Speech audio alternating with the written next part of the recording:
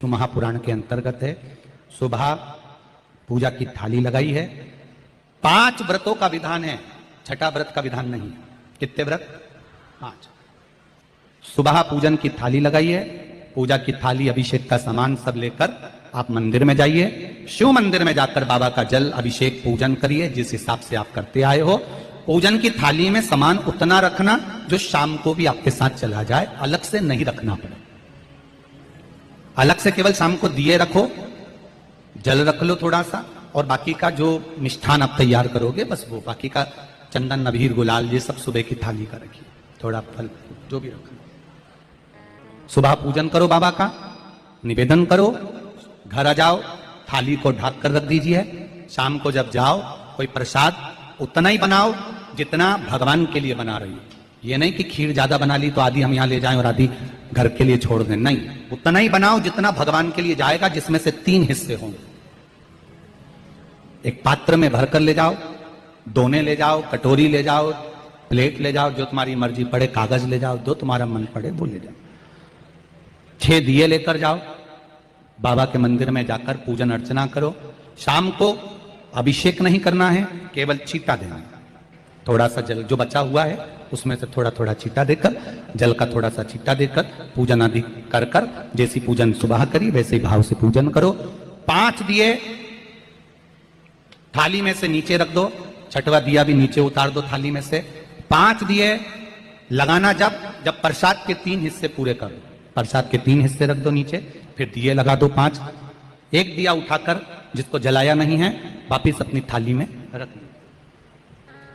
5 दिए प्रज्वलित कर कर बाबा को निवेदन कर दो, बाबा आज मेरा पहला पशुपति व्रत है, इसको स्वीकार करना।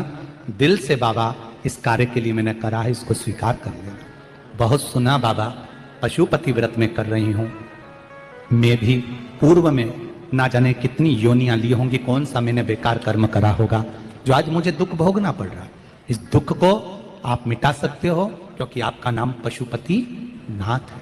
आप इसको मिटाइए, विनय करो, बाबा से विनती करो। एक दिया, एक प्रसाद का हिस्सा थाली में लेकर आ जाओ, बाबा को निवेदन कर कर, बाकी का वहां छोड़कर एक दिया, एक प्रसाद का हिस्सा लेकर आ जाए। एक दिया, एक प्रसाद का हिस्सा लाए, घर के अंदर प्रवेश करते समय सीधे हाथ की ओर बैठकर, अपने घर की ओर मुख कर कर सीधे हाथ की ओर उस दिए को घर के बाहर प्रज्वलित कर दो। भगवान से विनती करो, भोलेनाथ आप मेरे घर में प्रवेश कर कर मेरा कार्य सिद्ध करें। बाबा को निवेदन कर कर अंदर जाइए। भोजन करने से पहले जो मीठा है, एक हिस्सा प्रसाद का है, उसको खा लीजिए। उस हिस्से में से किसी को नहीं देना, चाहे घर में बच्चे हों चाहे बड़े हों। उस प्रसाद का हिस्सा केवल तुमको खाना। पहले प्रसाद खाइए, उसके बाद में फिर भोजन करिए। एक समय फलाहार कर सकते हो, दूसरे समय भोजन कर सकते हो। इसमें जरूरी नहीं कि आपको मीठा ही खाना है। शाम का जो प्रसाद बनेगा वो मीठे का ही भोग लगेगा। सुबेरे आप आराम से नमकीन का भी फलाहार कर सकते हो, मीठे का भी फलाहार कर सकते हो। फलाहार के लिए कोई मना नहीं है, फलाहार आप कैसा भी कर सकते हो। पर भोजन जब करोगे, अन्न जब खाओगे, जब पहले भगवान का प्रसाद खा लो। 4 पशुपति व्रत पूर्ण हो, बीच में अगर कहीं रजस्वला धर्म आ गया, आपको पूजन नहीं करना है, घर में कोई सूतक सावड़ आ गया, या कोई व्रत फंस गया, एकादशी आ गई, या कोई व्रत आ गया, तीज आ गई, चतुर्थी आ गई, जिसका व्रत करते हुए आए हो, तो पशुपति व्रत उस दिन मत करो, फिर अगले सोमवार कर लेना। 3 हो गए, एक रह गया बीच का, उसको अगले में करो, वो चौथे में गिनती में आ जाए। 5वां छूट गया, कोई बात नहीं, 1 महीने बाद तो होगा, 8 दिन बाद तो होगा, 15 दिन बाद तो होगा, फिर उसको गिन लो, 5वां हो जाए। महाराज ऐसे 5वां व्रत जब आए, 5वें व्रत के दिन शाम को जब पूजन करने जाओ, एक श्रीफल, कुछ रुपए, 11 रुपए आदि जो भी है, नारियल पर रखकर बाबा को विनय कर कर, बाबा आज मेरा पशुपति व्रत पूर्ण हो रहा है, आपकी कृपा हो, मेरी झोली भरना बाबा, विनती करो। और वो श्रीफल रुपया रखकर 5 दिए लगाकर, एक दिया वापिस लेकर, एक हिस्सा प्रसाद का लाकर देहली पर अपने वही दिया लगाकर अंदर प्रवेश कर कर भोजन ग्रहण करो। बाबा को निवेदन कर लो। पशुपति व्रत का कोई उद्यापन नहीं है, पशुपति व्रत का एक ही उद्यापन है, जो श्रीफल और 11 रुपए आपने मंदिर में रखे हैं, वो उद्यापन के भाव से रखे हैं, भगवान को नमन कर कर रखे हैं। ये पशुपति व्रत। अब दुनिया के लोग इसको पशुपति व्रत को कहीं इतनी बत्ती लगा दो, तो इतनी बत्ती का दिया लगाओ, तो ऐसा करो, तो गलत। उसका नियम जो है वो एक ही, उस नियम के अलावा कोई। आप प्रेम से करो, स्नेह से करो, उसको दिल से विचारो, मन से विचारो।